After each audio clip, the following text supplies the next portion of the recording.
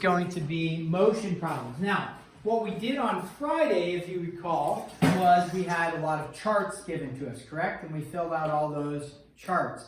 Here, if you look at the homework problems for today, are there a bunch of charts drawn on this piece of paper? No, no charts drawn. Therefore, you don't have to write a chart, like on the test, it's not going to say write a chart and solve. However, a lot of times with DIRT problems, what does DIRT stand for? Distance, rate, and time, right? Distance equals rate times time. With DIRT problems, is a chart beneficial? A lot of times it is. Usually it is.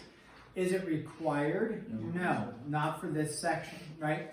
A test on the problem that has the chart and says fill it in, that's obvious you'd have to fill it in. So let's take a look at number 1. It says, Sadie leaves Lewiston for Clarksville, 388 miles away, and drives 52 miles per hour. Okay.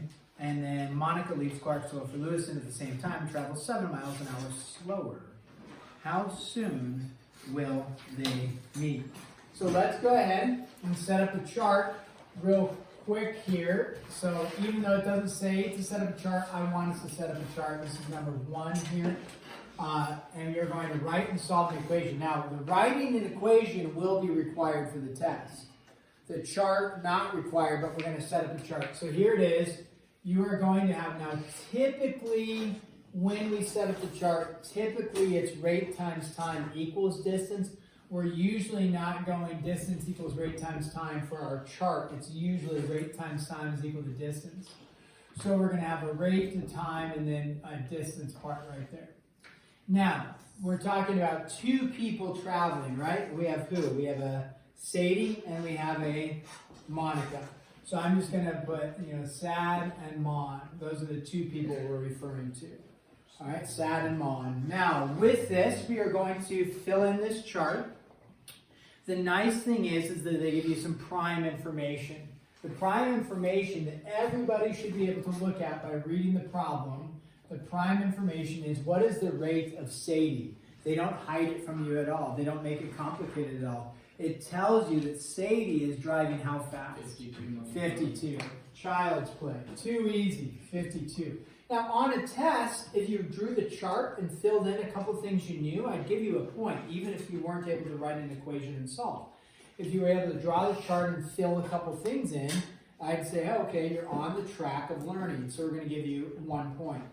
I would probably require you to put Monica's rate here as well, because that's also available for you. Now, they don't say Monica was going 70 miles an hour. What do they tell you, though, about Monica? Monica was going 7 miles an hour slower.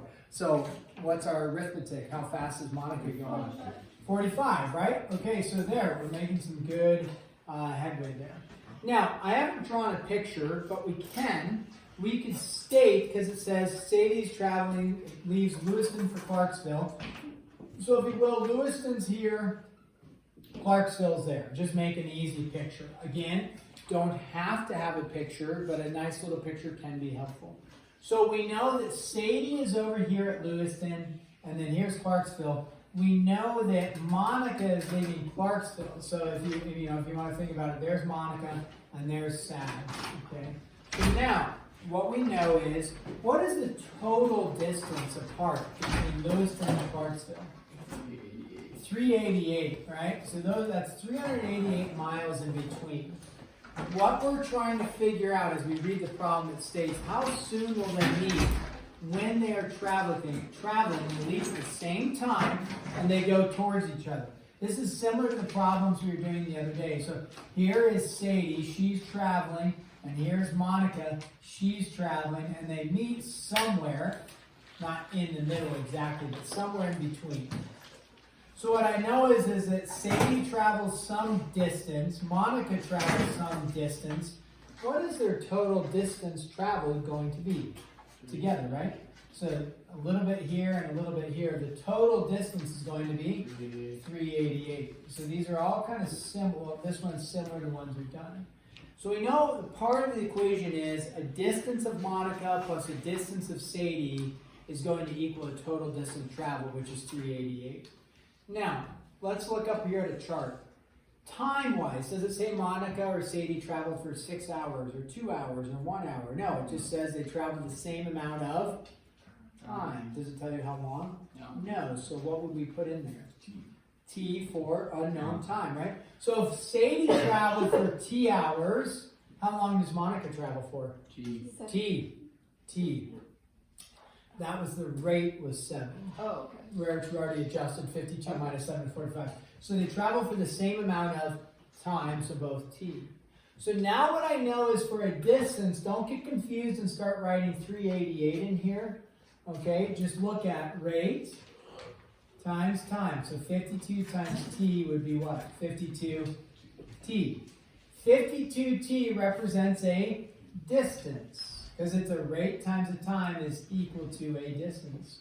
So Sadie's distance is 52T. Plus Monica's distance is 45T. And then once we have that, it says write an equation, check. So a distance of Sadie plus a distance of Monica is equal to 388. And then we would solve. Yeah, Jim. For the rate times time equals distance. Yeah. Are we always using that equation when we use the charts? Well, other charts that we'll see, I think in 2-8, we might have other things if you have like a problem about coins and the value of coins. You would maybe write a chart with different things in there because coins aren't dealing with rate times time and distance. But for all of motion problems that we're doing in 2-7, yeah, a chart, rate times time is equal to distance. Okay. You should be able to put a nice chart together with that. Is the chart required for this? No. But is it helpful to organize information? With rate problems, very much so. So then here, right, we would go just add the like terms together. So you get 97T, if I do my math right, is equal to 388. I will tell you, if for some reason this was the equation you put right here, that works for me as well. Okay, so either one of those equations would work. What doesn't work is if you write the equation as just an answer. So if you say T equals whatever it is, and that's the only answer you have, that's not going to work for me. You're going to need to have something here or something here that represents you set up the material this way. Those both work as the equation. Time-wise, how many times is 97 going to 388? 4. Exactly? Yeah. 4 times evenly. That's really nice. So 4, and are we dealing with minutes, seconds, hours? Hours. So 4 hours. Okay. So then there's our answer for 4 hours. Now let's read the problem and make sure. Is that what they're looking for? Okay. It just says how soon will they meet. Now it doesn't say they leave at 12 o'clock, therefore they meet up at 4 o'clock. It just says they leave at the same time, when do they meet? Or how soon will they meet? They will meet after how many hours? 4 hours, because they both travel T amount. So after 4 hours of traveling, they'll meet somewhere in the middle. Okay, so let's go to number 2. Okay, number 2 says Ted runs 2/3 times faster, or as fast as Frank. So Ted runs 2/3 as fast as Frank. In 2 hours, Frank runs 8 miles farther. Okay, how fast does each run? So let's set up, this is for number 2, set up a quick chart. Again, chart not mandatory. I think they're very useful, so I'm going to set up a chart like this. We have a rate, a time, and a distance. And then we have 2 people running. Who are the 2 people that are running? We have a Ted and we have a Frank, right? Ted and Frank. So I'm going to put Ted and Frank up there. And then we'll fill in from there. Okay. So we have the chart. You guys are sketching the chart because if I'm writing, you're writing. One thing we can look at here is, well, we're going to need to deal with the rates and the time, right? So think about what they give you that's really, I would say really, I don't know about really easy, but pretty straightforward. What's the time that they're both running? 2 hours. 2, right? So is time really easy to plug in? Yes. Yeah, I would say, hey, right away, 2 and 2. The rate is a little trickier because it's 2/3 of each other's rate, and so that's going to throw in our variable. We're going to have to deal with the variable. But the time, they run for 2 hours. That's the comparison, is they're each running for 2 hours, done. The rate, there's 2 routes to go. It says Ted runs 2/3 as fast as Frank, right? Do you know how fast Frank runs? No. No. So, simple R. If you wanted to put F there, you could for Frank, is fine, but R, they usually use R for rate. So if Frank's running at R, Ted is running not at R. Ted is not running the same rate. That would represent they're running the same rate. Well, 2/3 of R, exactly, so 2/3 R. Another way you could write that is 2R over 3 is fine. 2/3 R is acceptable for sure. That's usually how the book would probably write it. What you can't write is 2 over 3R. That would be incorrect. So if you're going to put the variable somewhere, it would go on the top. Okay, so there, now what is the distance of Frank?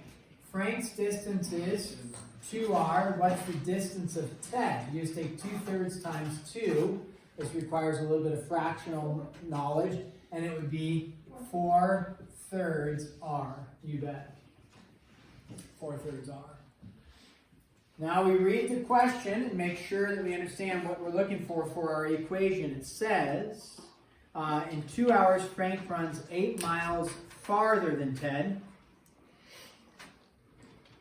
How far did each run? So,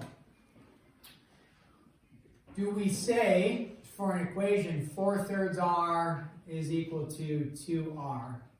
Meaning the distance of Ted is equal to the distance of Frank. Is that true or false? False. Those distances do not equal each other, right? So, who runs farther? Ted or Frank? Frank. It makes no sense if Frank runs farther, right? So if we want to write an equation for this, we know the distances aren't equal. What we know is then, is that Ted's running at, his distance is 4/3 R. I'm going to rewrite this, but I'm going to leave space, and then 2R. I sometimes use this concept of the hand method.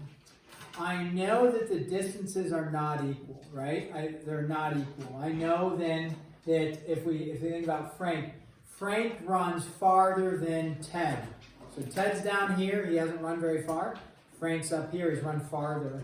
So what do I need to do to Ted to make him equal Frank in terms of distance? I need to add how much? It tells you right there in the problem. Add 8. So I'm going to add 8 to Ted to equal the distance of Frank. Or what could I do with Frank? I could take Frank and knock him down by how far? 8 to make them equal. So you could either write this works fine, or you could go 4/3 R is equal to 2R minus 8 like that, and reduce Frank as well there. Either one of those equations works. Okay, so there we need to solve. If we don't like the fractions, we've worked with this before, haven't we? I thought in chapter 1. How do I get rid of the fraction if I don't like it? Multiply by the LCD of everything. Yeah, I thought we did this in chapter 1. So you multiply everything by 3. So you would distribute in like this. And you would have the 3 divided by 3 cancels. You're left with 4R. 3 times 8 is 24. And then 3 times 2R is 6R. Okay, that's back from chapter 1. Multiply by 3 because that's the denominator. But you have to multiply everything by the 3. If you need to, you could go 3 times 4 is 12. 12 divided by 3 is 4. Then I would bring the 4R over, so 24 is equal to 2R.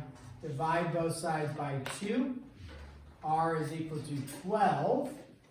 All right. And when we look at that, it says how fast does each run? So I found what R is. R represents whose rate?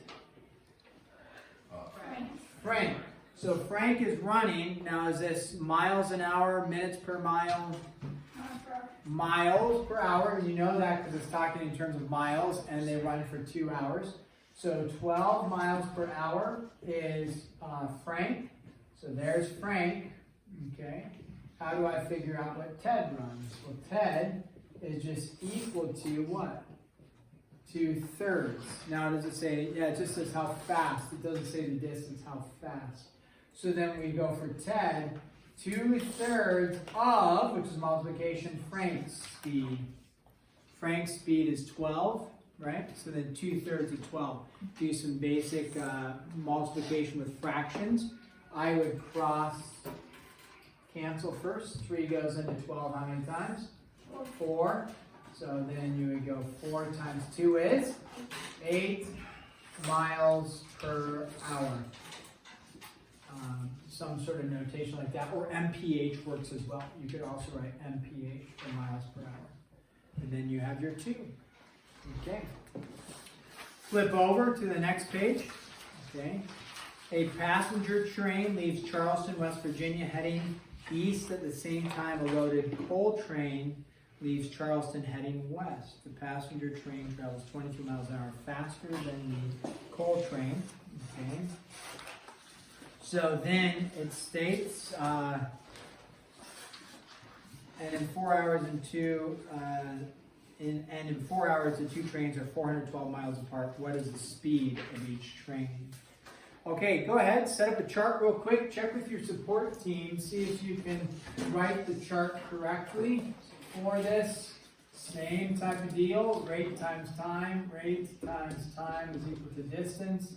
And then in this case, we have 2 trains. I'll help you out just so we are looking at the same thing. It says a passenger train and then a coal train, right? A loaded coal train. So we're going to put passenger and then coal are the 2 different ones we're going to be looking at. So just take a minute here and try to set up a chart with the information. Check with your support team around you and for this chart to be filled out. We will probably use T for time, although it looks like they give us the time. We'll use R for rate. If you so choose, you could use P or C for the variable. Is fine as well. It's not wrong.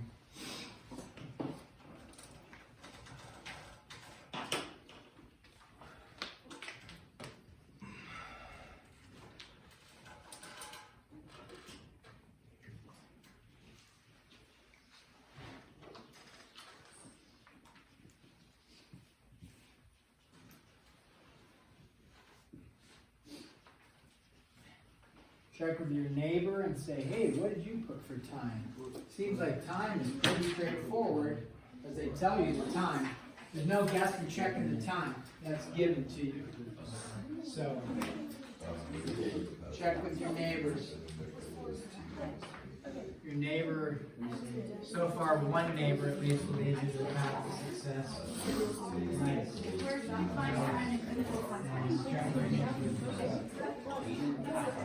Nice. John might check with your neighbor if you're stuck.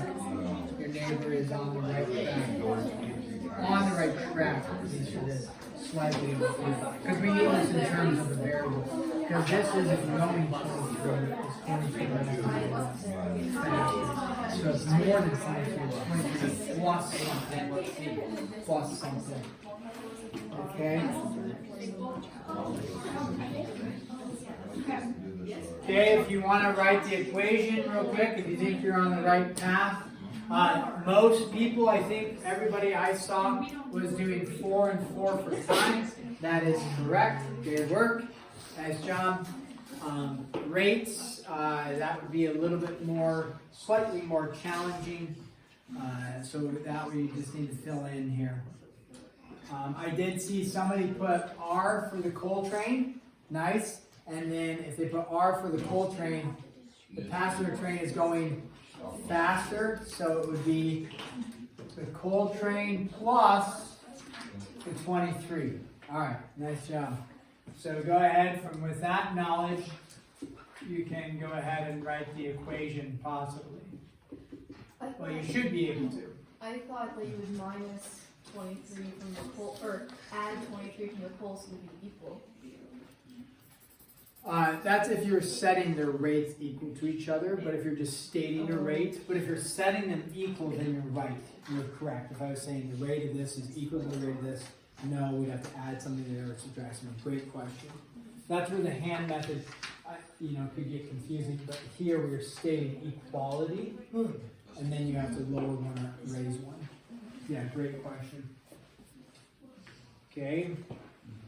You have to incorporate their total distance, right? What's their total distance?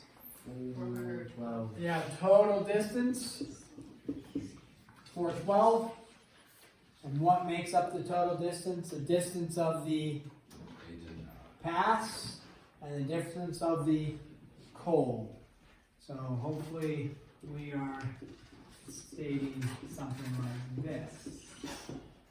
Distance of the passenger train plus the distance of the coal train is equal to the total distance.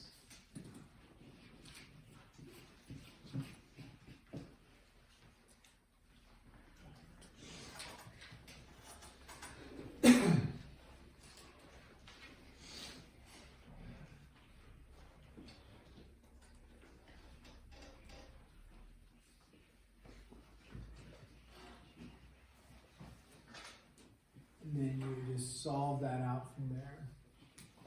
Okay, let's go over this one together just to push forward on this.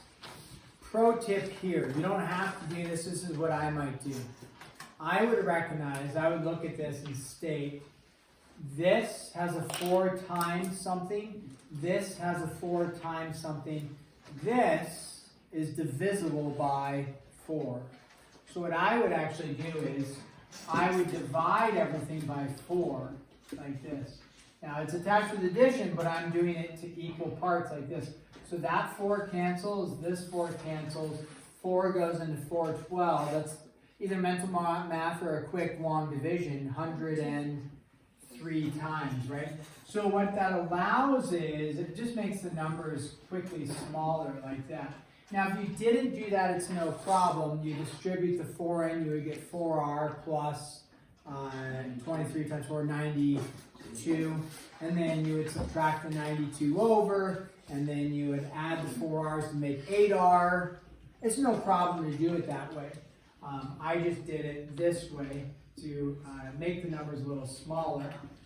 Whoops, not 180, but 80. I subtract the 23 over, add my r's together. My rate is 40 mph. Yep. Now, they ask, what is the speed of each train? So if the rate is 40, what's my other rate? So that's my that's my coal train. My coal train is that. My passenger train rate is going to be what? 63 mph. Yeah, you bet. Okay?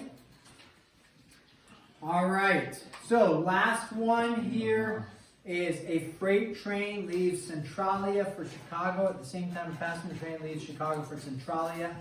The freight train travels at a speed of 45 and the passenger train travels at a speed of 64. If the Chicago and Centralia are 218 miles apart, how long will it take for the trains to meet?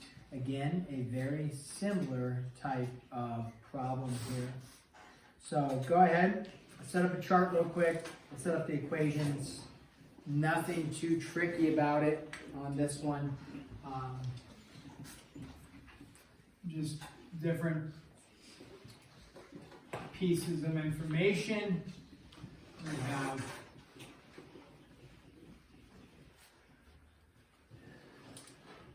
freight and a passenger train this time. Freight and passenger.